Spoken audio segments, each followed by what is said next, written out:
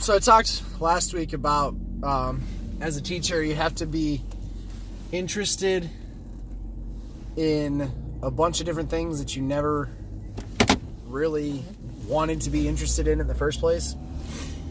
So some of the girls at school are into James Charles.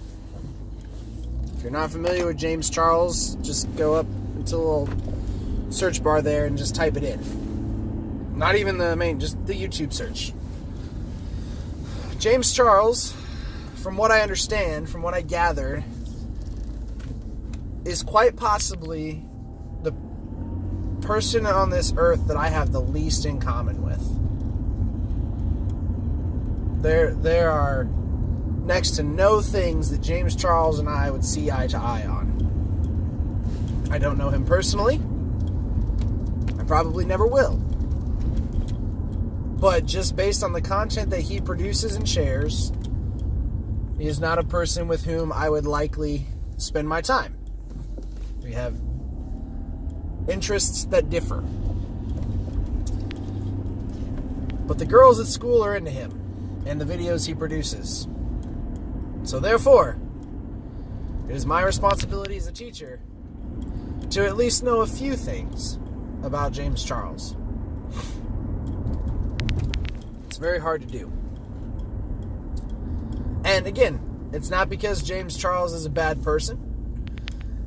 It is simply because he and I don't appear to share interests. So therefore, I am not interested in learning much more about the things that he produces. I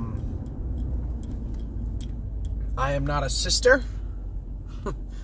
I don't really care to be referred to as a sister. So when the first line of every video he does starts with, "Hey sisters," or some variation thereof, that immediately disconnects me from engagement and interaction in that video.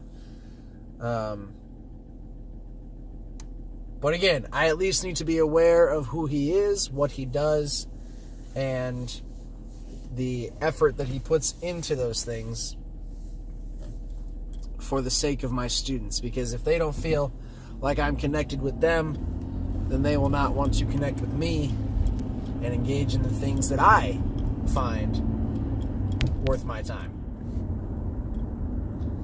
So just let that be a lesson. Again, James Charles and I have next to nothing in common.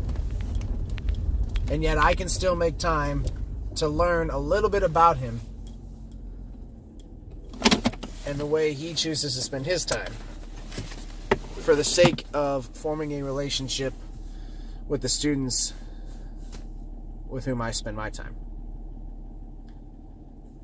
So hopefully that might encourage somebody else to find it worthwhile to appreciate something just because somebody else appreciates it, not necessarily because you will. See you tomorrow.